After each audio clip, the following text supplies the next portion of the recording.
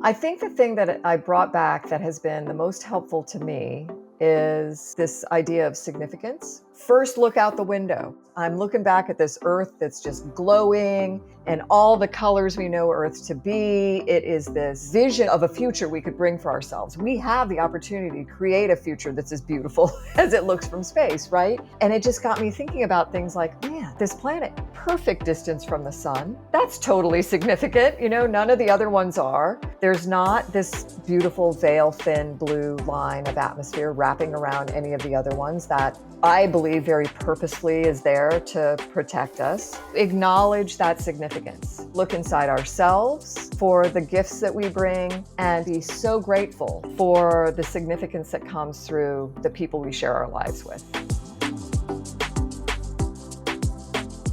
Hello and welcome to the Conspiracy of Goodness podcast. I'm your host, Dr. Linda Ulrich, and I'm also the founder of this enormous good news website for curious people called the Goodness Exchange. And this podcast is an extension of the wonderful things that we're bringing to the world over there.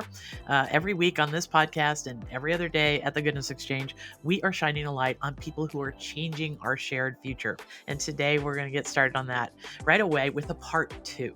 Now, I think I may have only done 3 part 2s ever in the history of the Conspiracy of Goodness podcast, but today is something special. We're going to interview an astronaut, Nicole Stott. She is one of the few individuals on the planet who have had the privilege of walking in space, tethered by a fragile rope and a hook, and that is an insight creating moment that we're going to hear more and more about from Nicole. Our part 1 is episode number 181. So whenever you're hearing this episode, do go back and listen to episode 181 because you're going to fill in a lot of the backstory that Nicole and I probably will skip right past today, but we're going to add a lot more to the first conversation. So Nicole has spent over 103 days in space on a mission with the space shuttle and then on a mission with the International Space Station.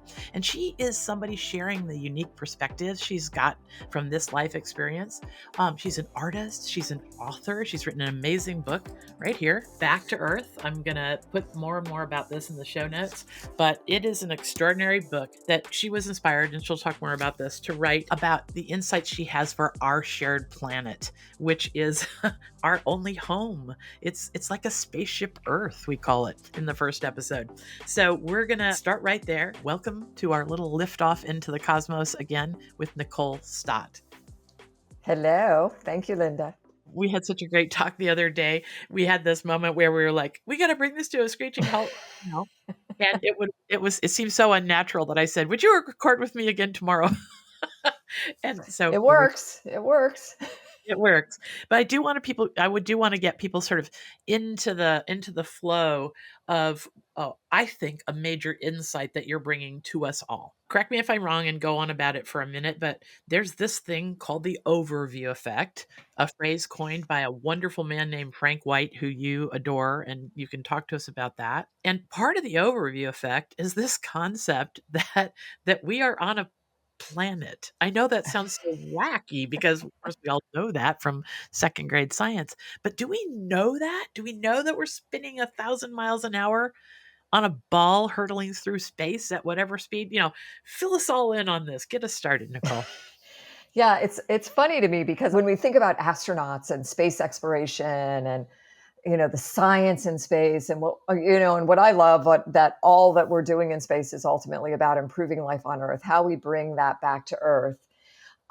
We tend to think about complexity and all of that. We tend to think about, oh my gosh, it is really difficult to lift out of the hold that gravity has on us, right? That space shuttle, trying to remember, Linda, I think it's like 7 million pounds of exploding rocket stuff underneath you just to get you off the Earth and into orbit around the planet. And planet is a word that comes up a lot. It's like, in all that complexity, this is why I'm so thankful to Frank too. I encourage people to check him out. And this philosophy of the overview effect is that it becomes this reality check of, I think, the very base nature of all of us, the simplicity in it all, which doesn't mean that it's simple.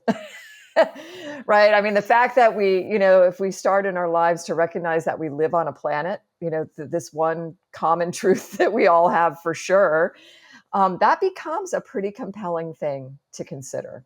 The fact that both of us are sitting in our place on it, and right now we're spinning at 1,000 miles an hour. It's kind of mind-boggling, and then that makes you think about all the other mind-boggling stuff that surrounds us, and hopefully brings us back to Earth in a way that's very grounding and inspiring. It's certainly awesome, and it should be that thing that reminds us, wow, we all do live on this planet in space. We all need to start behaving like crewmates and not passengers. And we really need to acknowledge that this is our planetary spaceship. And there's so many ways that we can look at the way astronauts live on a machine in space to consider how we should be doing better down here on Earth. Okay, let's start right there because you in the first episode you gave this, and I think it's worth reminding us.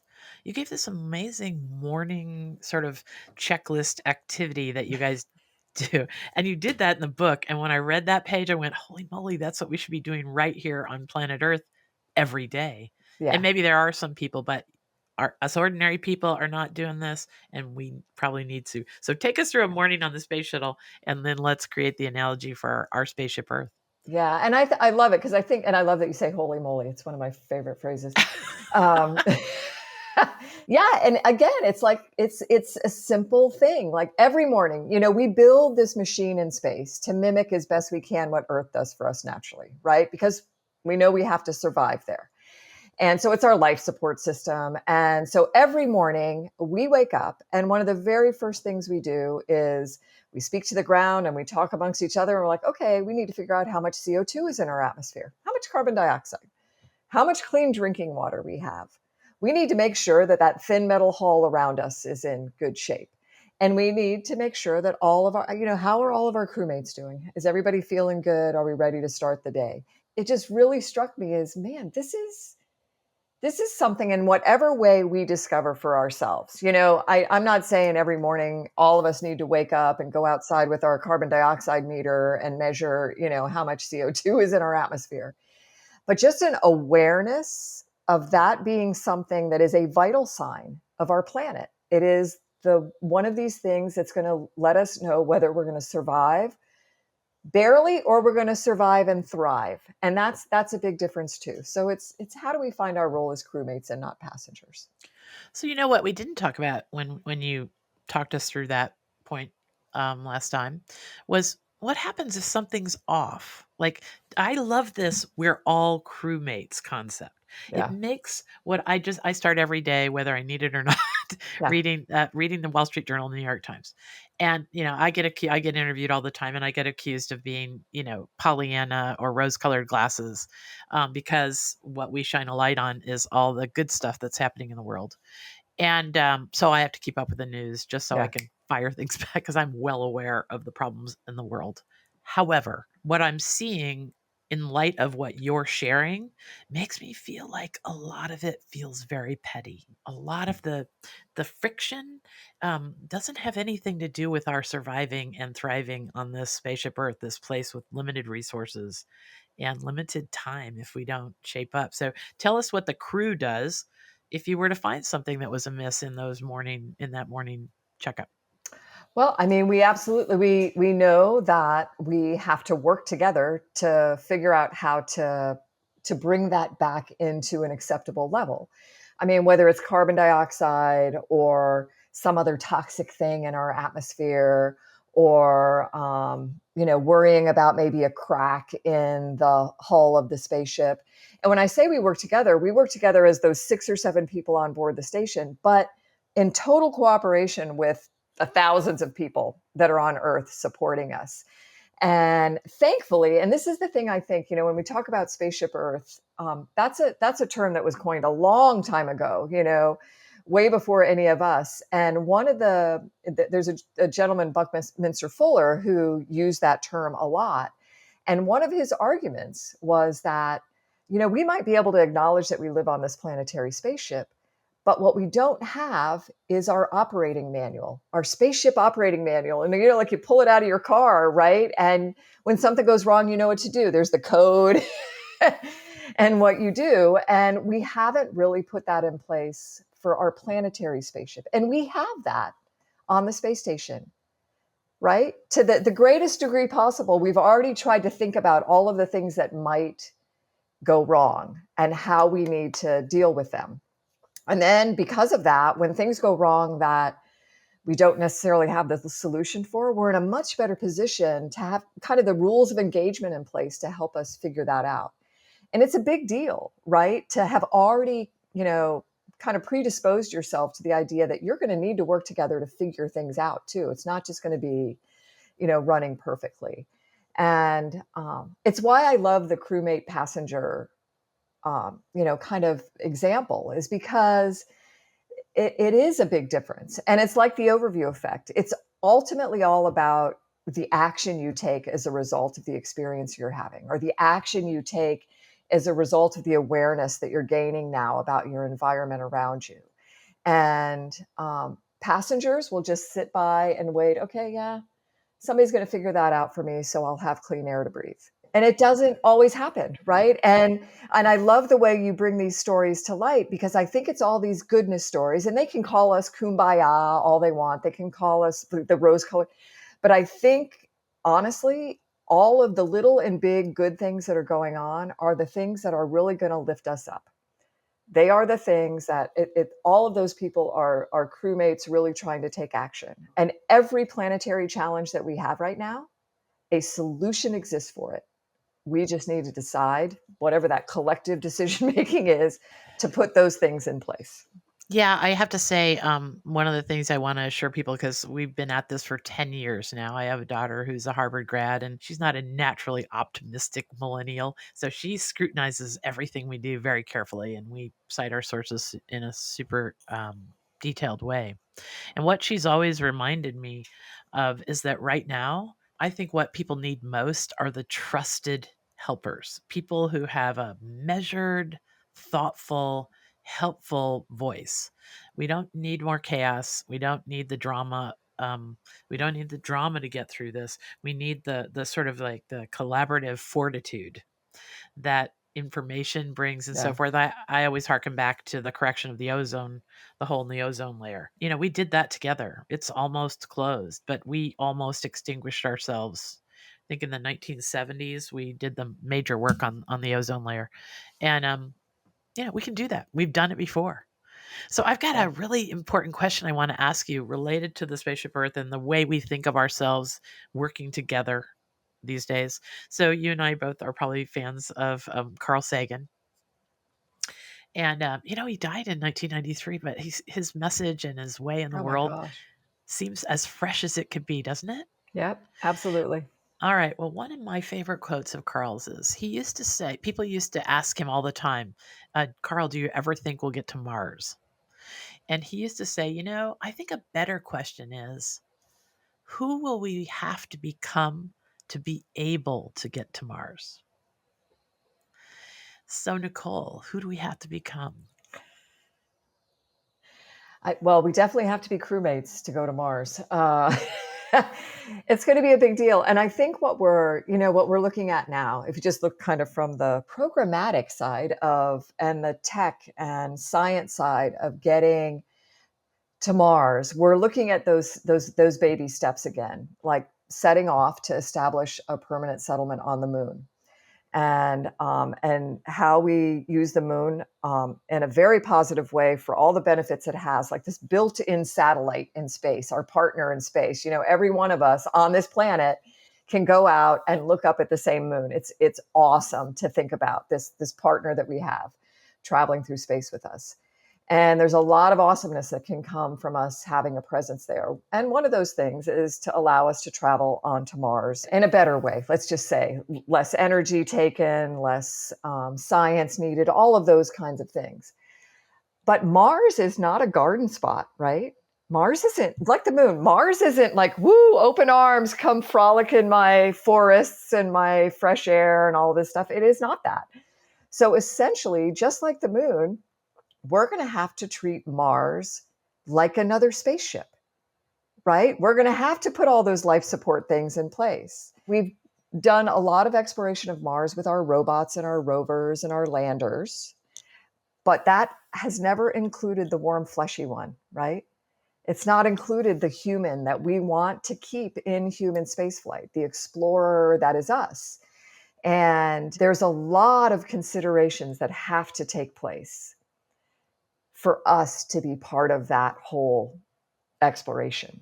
And right now we tend to lean towards the technical, how do we build the spaceship versus how is the person supported in all of that?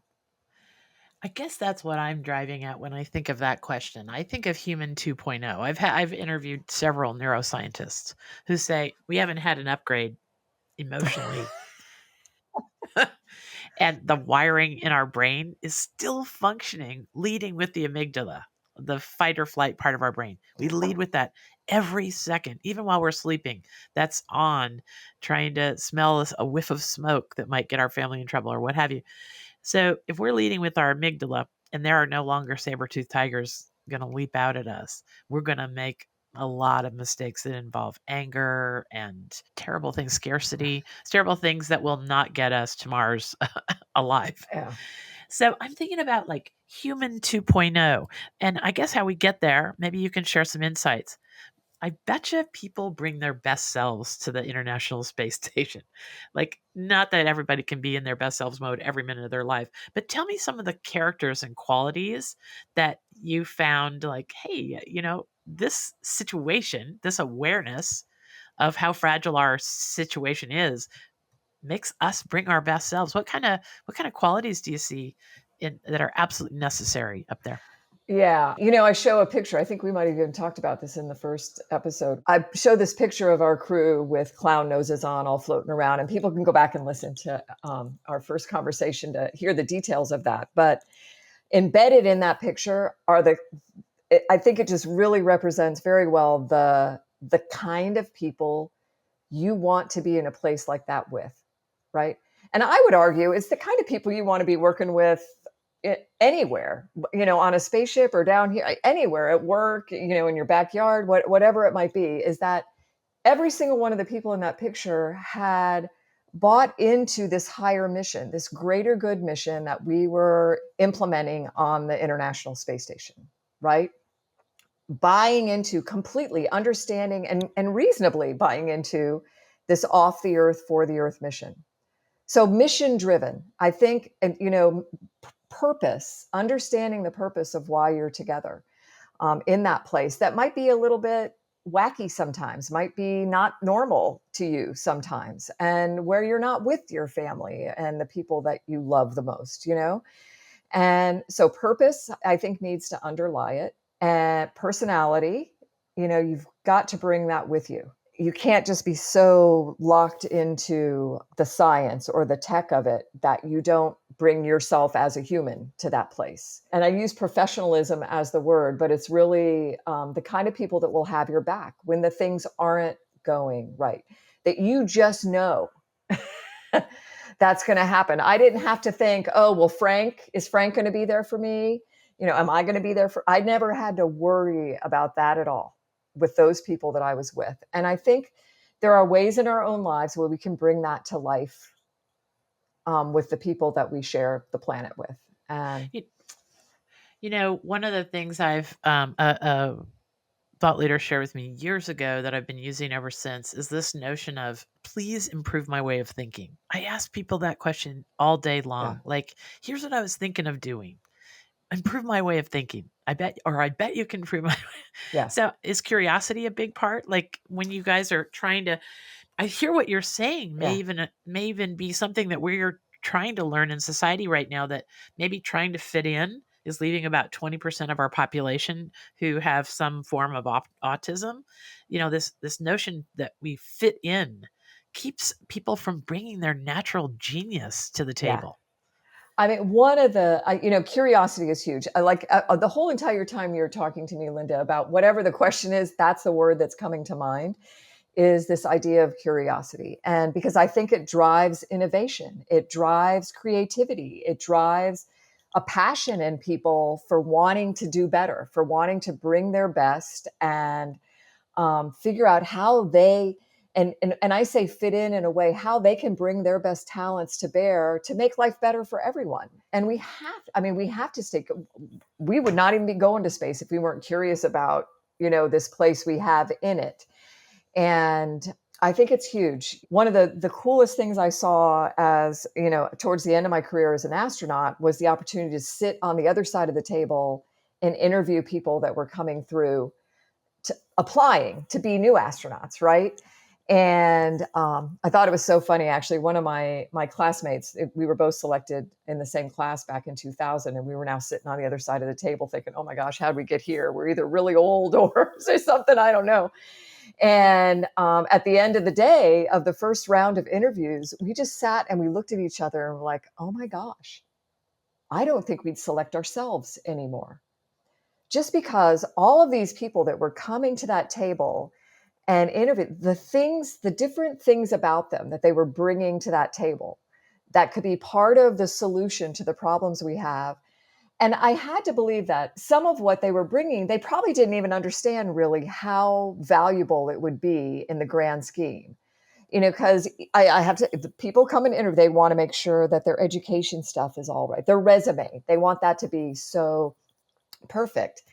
And by the time they get to the table, that's all good. We've already gone through that, right? But now we want to know, who are you as a person? Would I want to be in a relatively confined space with you for an extended period of time? Do you have personality? Are you going to have my back? And what are the kinds of things you've done that will help solve the problems that I might not ever think of? Or the way you think, is it going to help us get through something that I just have never found myself thinking that way? It's this mix of humans and humanity and human experiences. And that's what we're looking for more and more as, when I think about astronaut and who would make a good astronaut. And a crewmate. I mean, this comes back to Carl's perplexing question, who will we have to become? Is this human 2.0 that doesn't fall over a cliff following their emotions every time something Right. triggers their anger or sense of scarcity? We got to be able to pause and think things through. And then we got to bring what we're uniquely built to contribute to the table without holding back. I'm sure there's a ton of problem solving that can happen when all these people with unique experiences and wacky interests, because that's another thing. I'm sure most astronauts have a little, like I mentioned on the last one, I make giant welded metal sculptures. Yep. I found that once I know what another person does that's on the side, then there's where we can tie the whole thing together. So Yep. let's do that. Let's take a quick break, and we come back. We're going to talk about your being the first person to paint with watercolors in space. You know how the constant negative noise in our digital lives feels like it's reaching a boiling point? Now, many of us have tuned out the news and social media almost entirely. Well, it doesn't have to be that way. There are newsworthy stories about amazing progress, innovation, leaps in human potential, and wonders in the natural world, and they're just not reaching the top of our feeds. We can have access to this, but none of us has the time or maybe even the emotional stamina to search through all the doom and gloom news to find what's right with the world. Okay, enter the Goodness Exchange. There, we are giving instant access to positive news for curious people. Did you hear about the recent Harvard study that found that exposure to just 4 minutes of good news can make you 32% less anxious and 18% more optimistic? Well, I don't know about you, but I need those kind of numbers in my life. So if you want to live with more joy and way less fear, it's really simple. First, you join us at the Goodness Exchange. Everyone around the world has the opportunity to access this kind of content. And we've promised no politics for about a decade, so you're safe from all that distraction as well.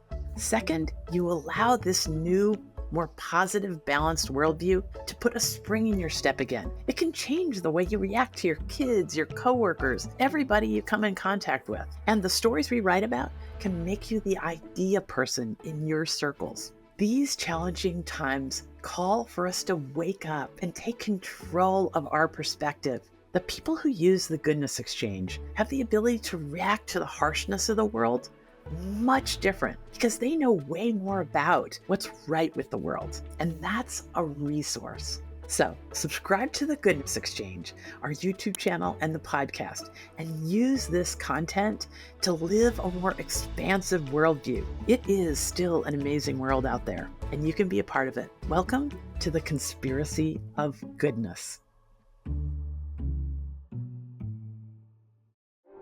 Okay, we're back with Nicole Stott. I want to pick it up right where we left off and have you talk to us about this unique thing that you were built to contribute to our being in space experience. You were the first person to paint with watercolors. You're an artist.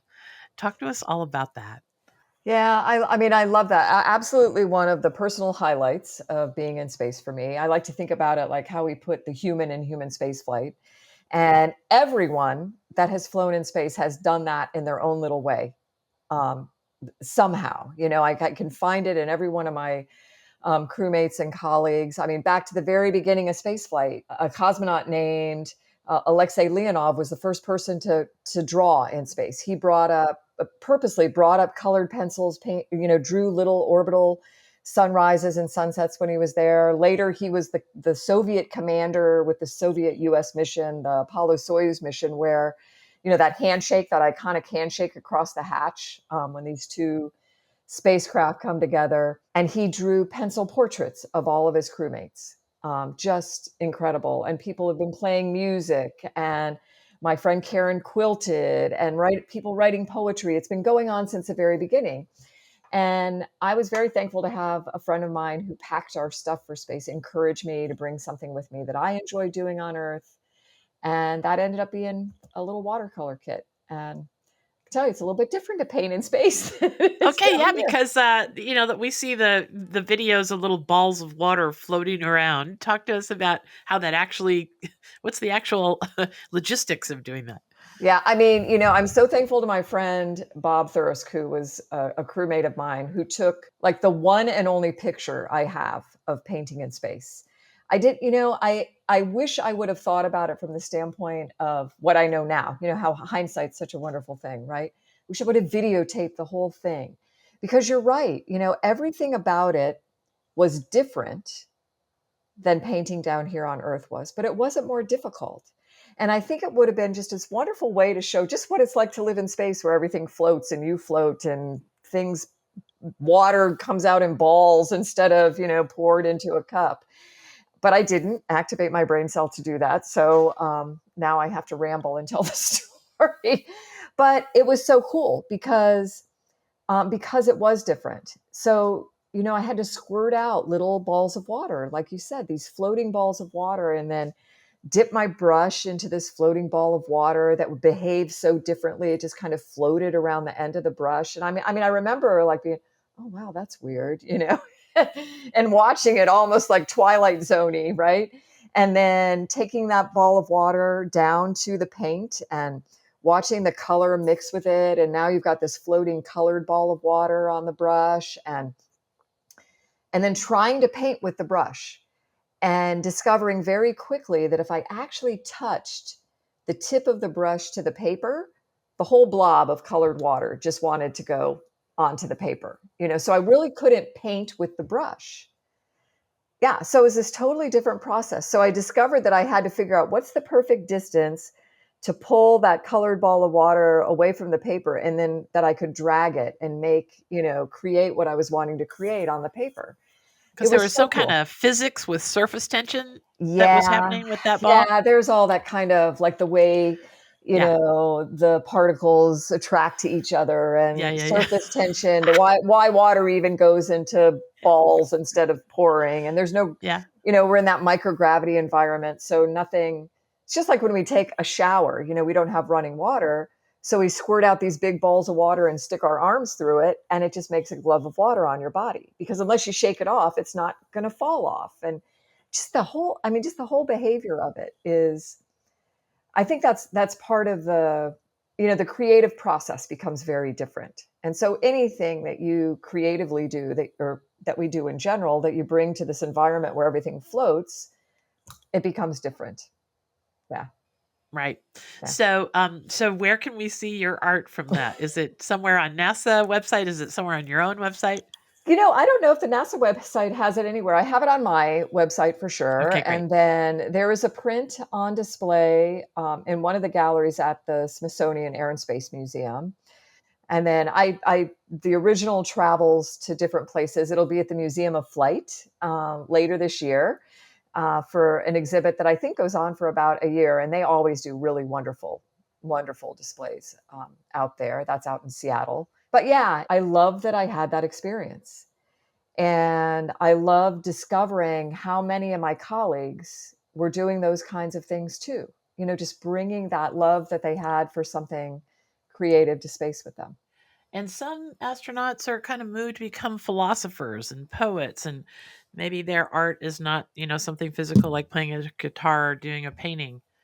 Yeah. Makes me think of a question that I have a really wonderful thought leader who's introduced me to a lot of great folks that I've interviewed. And I said, "Hey, I'm going to spend some time with an astronaut, Nicole Stott, tomorrow. What do you wonder?" She's just the kind of person Yeah. that would come up with something. And she did. And I'd like you to entertain this thought for me, just with me just for a minute. Tanya said, if we are all made of stardust, another Carl Sagan Hmm. thing, if we are all made of stardust, then going into space is like returning home. What does the sky ask us to remember? Did you feel like you were Wow, remembering Tanya. anything? Yes, I know. Tanya Yeah. Carrier. Yeah, Oh, Tanya. wow. She's great. Yeah, really, that's really a wonderful question. I think, it asks us to remember a number of things. Really. I mean, and I can very simply point towards Frank and the overview effect and that whole philosophy of who and where we all are together in space. And I think Carl was really wonderful at describing that too. I mean, that whole pale blue dot thing, holy moly. And what the sky wants us to remember is that it wraps around us like a blanket. I think the starkness, the clarity, the iridescence even of that like ultra thin blue line of sky, because even when you're in space looking back at Earth, you're thinking, oh, look at the sky. I mean, because we see clouds and you see kind of the weather movement around the planet and stuff, but holding all of that in is that thin blue line of sky. And I know I have to remind myself every day when I go outside, even now, when I look up, I'm looking outside my window, it's a blue sky day, and it looks like it goes on forever. And it doesn't. It is like wafer veil, whatever the thinnest words you can think of is wrapping around all of us. And I think the sky just wants us to remember that it's wrapping around all of us and we're protected by it. And we need to consider that in our daily lives as crewmates.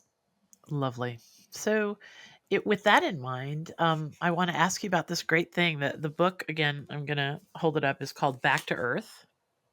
I bought 2 copies when I bought it, and I gave one Yay. to my local library. We live in a little town called Fairfield, Vermont, little farming town with 2,000 people. Still, the Ben and Jerry's cows are in my meadow, the Nice. ones that make the ice cream. And there's some great kids that go to the little local school, and this book will be precious over there. But I want to ask you about a few more things from the book. You talk about this great thing that I think relates to what we were just talking about.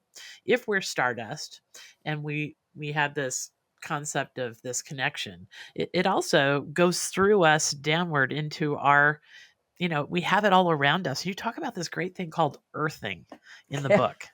Talk about that. I think I'm going to do it the rest of my life. I feel like I do it with every step I take now. It's really, Yeah. I think it's like I hope people walk away, first of all, earthing as they do, but every step they're taking, they're acknowledging this connection, even if it's subliminally now, acknowledging this connection we have to this planet that we're on. I mean, it all comes back to that again, right? This place that we share in space. And just like that ball of water floating in space, the electrical charges of it all, the matter that it is, that we're all made of, that stardust has some water in it too, we're this water that consumes it. And the way it just behaves. The planet is, it's like the planet is alive as well. And we need to acknowledge our connection, feet on it. I don't care if you have shoes on or not. You don't have to do the traditional go out there with your bare feet in the sand if you don't want to, but like just consider this connection that we have to the planet and then to the sky. I mean, that Tanya's question is so connected to this as well, because I think it's just this beautiful thing to consider your feet are on this planet and then just to look up and just gaze night or day at what wraps around us. And it is awesome and wonderful. And I really believe it speaks to your, conspiracy of goodness. It's we can conspire to get people connected to Earth, and then I think it brings out good in you. I really do. I think it brings out goodness.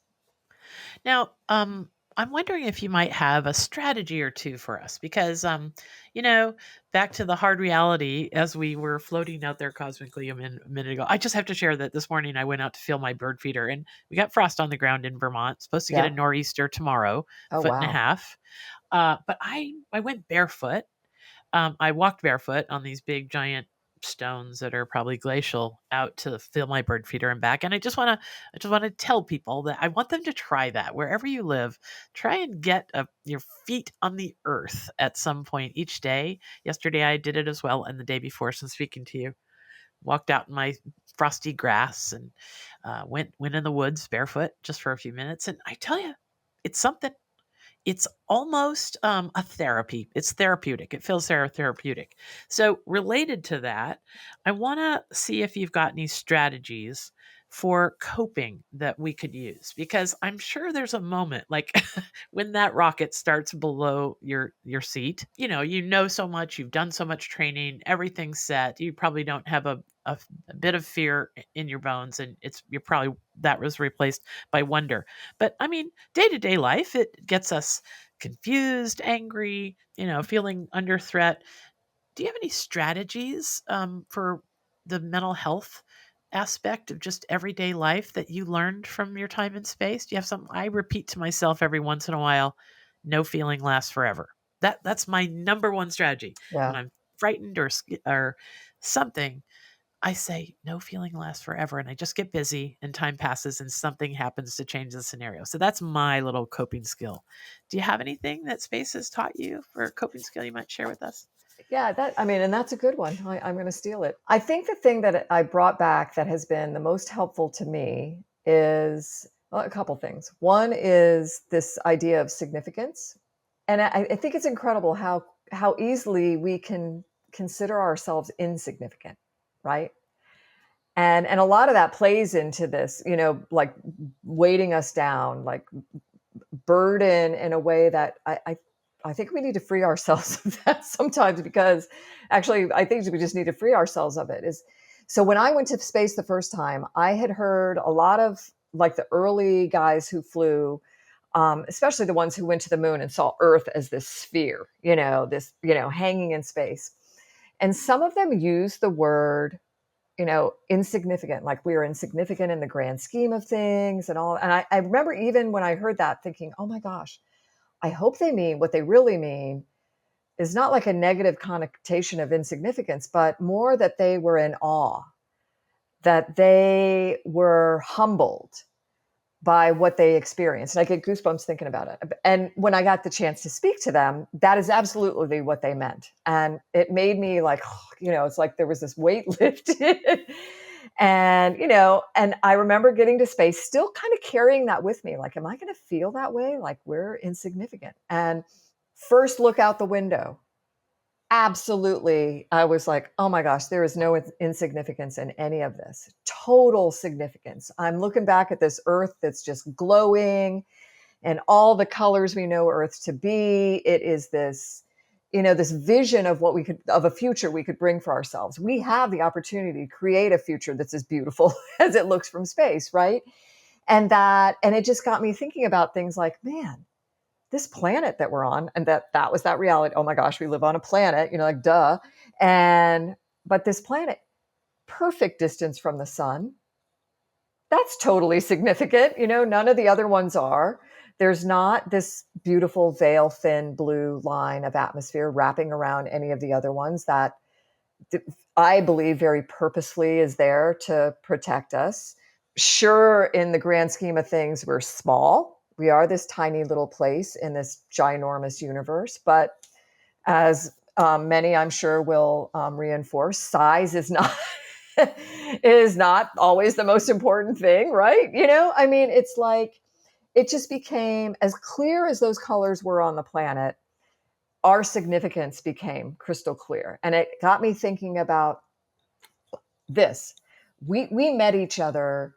I don't know why, but I think there's purpose in it, right? I think that's significant that we're having this conversation now, that people come into our lives. And I think one of the coping things, just in my long rambly way as usual, is to acknowledge that significance, to look inside ourselves for the gifts that we bring, and to be so grateful for the significance that comes through the people we share our lives with. And I'm looking down at my black dog on the ground for the creatures that we share life with. That's a big one. And number two, back to the earthing. I try every day to have this transcendent feeling, this like awe and wonder feeling that I felt when I was floating in front of the window looking out at Earth. And the closest thing I've come to down here on the planet from a real feeling, not necessarily physical feeling, but like in you kind of feeling, is through that earthing and just taking a couple minutes a day to really meditate. I mean, really meditate. And you can do that in all, people have all different kinds of ways of doing that, but really letting yourself be still and do that. I find it kind of ekes out into the other encounters of the day. And you've got some really nice writing about that in the book. So if people want to know more about this, there's a lot of nice sections in the book about this peace of mind that you're Yeah. bringing to us all, that you gained through this experience. Gosh, we can't let this interview go without asking you a question that I mentioned last time. My sister and her two college age kids were on vacation, and I said, "Oh, I'm gonna," just like with Tanya, Mm-hmm. I said, "I'm gonna interview Nicole Stott. Might be great, funny night dinner table conversation to figure out a few questions that you would like to ask an astronaut." So I did ask you one in the first one, Mm-hmm. the first interview. They wondered whether you became less spiritual or more, and you had a beautiful answer. And we won't give people a spoiler alert. They'll have to go Yeah. listen to episode 181 to hear that beautiful answer. But the second question they asked is something wonderful and obvious every day. Like, what do you think about aliens? What do you think about intelligent life? I interviewed Jill Tarter, Yes. who, as you know, back to Carl Sagan Oh my again, gosh, she's awesome. and the book he wrote called Contact, and the movie with Matthew McConaughey and Jodie Foster about Jill Tarter's life. She is the founder of the SETI Institute, which is our planet's search for intelligent life in the universe. And she makes a very clear distinction that they're trying to discover if there's anybody out there who is as smart as us or smarter, and not just, looking for single cell, Right. possibly bacteria on Mars kind of thing. So what has your life taught you about your notions about whether we're alone in the universe? I think even before flying in space, and maybe it's the word hopeful, hopeful that there's other intelligent life out there. And maybe there's even a little twist on what we think of as intelligent that can help us, right? That can lift us up to another, level of intelligence that gets to all the things we've been talking about already, which is, how do we all become the best crewmates we can be for each other, whether it's on this planet or the one that we discovered, out there interstellar, that either I have no clue if anybody's visited us yet, or, I think Jill would be able to tell us if they had, and I don't think she's made that announcement yet. So I don't think we have, but just this hope that this planet at that distance from the sun exists for somebody else out there too. I think it's a really powerful thing to consider, and it can be a very positive thing to consider, especially if we're in this mode of how do we learn from the intelligence around us. And Well, and that's one of the things that sticks with me that Jill talked about in that interview. It's episode 128 of the Conspiracy of Goodness podcast. She made this great observation. It felt like a leap to me. Don't ask me why. But once she said it was one of those things like that seems obvious. She said, if we do discover intelligent life, as intelligent or more than us, then it means that this bottleneck we're going through, where we could destroy ourselves overnight, tomorrow, or slowly over the next 150 years, like we are definitely in a bottleneck as a species. But if we discover someone out via our technology, via our not understanding the things we are doing to our planet with our technology, the Industrial Revolution, she says that is likely to be a place that all intelligent societies find themselves. And if we find someone out there who survived it, then they are going to have they're going to have some insight that it can be done. You can survive the technology and industrial revolution, and b who knows what that relationship might look like. yeah, I think that's really, it's really a wonderful thing to consider too. And I think by just thinking about that, recognizing that there might be some other form of intelligence out there that could help get us through it, that to me, the immediate thing comes to mind to me is like, oh my gosh, I already know that we have all the solutions, right? The solutions exist. Now, how amongst ourselves already, if somebody else has done it, how amongst ourselves already, maybe we could be that intelligent life that is the one showing someone else how to get through it, right? I think there's hope in that. I And think I've horribly misquoted. I don't mean to have quoted Jill, and I'm gonna in the show notes to make sure I interpret what she was saying correctly. I will put in the show notes that episode and the cool. exact timestamp where she shares this, because she said it much more intelligently than I just did.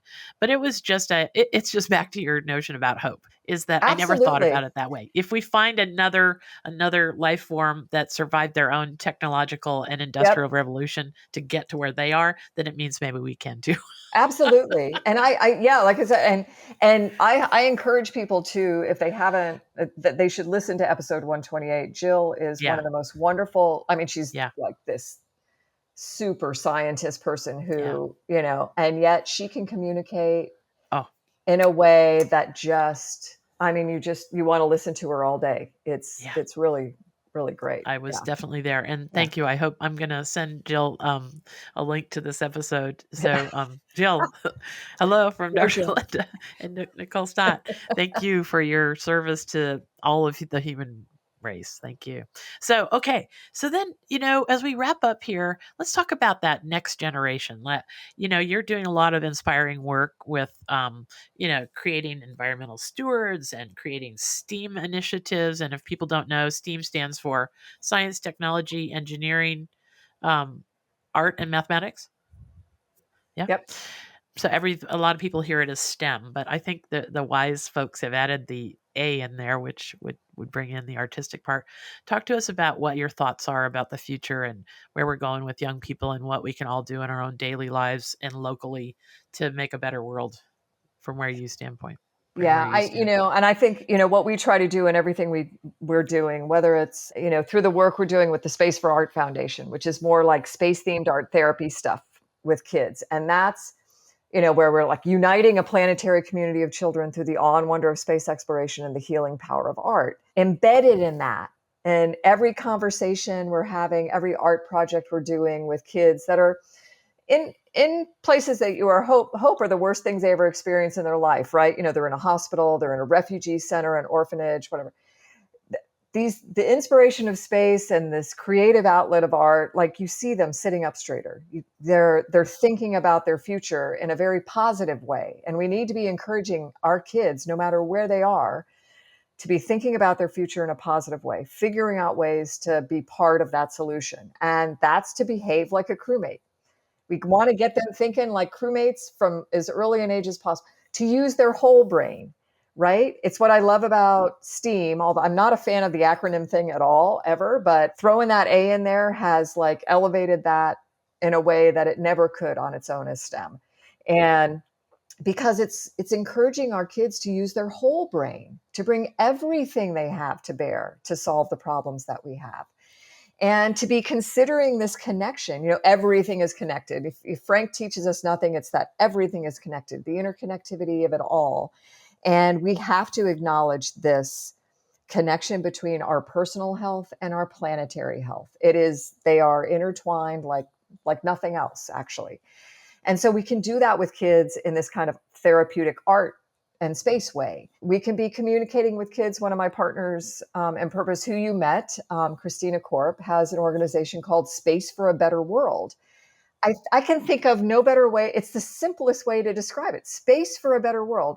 How do we share with everyone, with our kids especially? Here's how all of what we're doing in space is improving life on Earth. Here's what you experience every day in your life and the things that are going to help continue to make it better. They should be aware of that.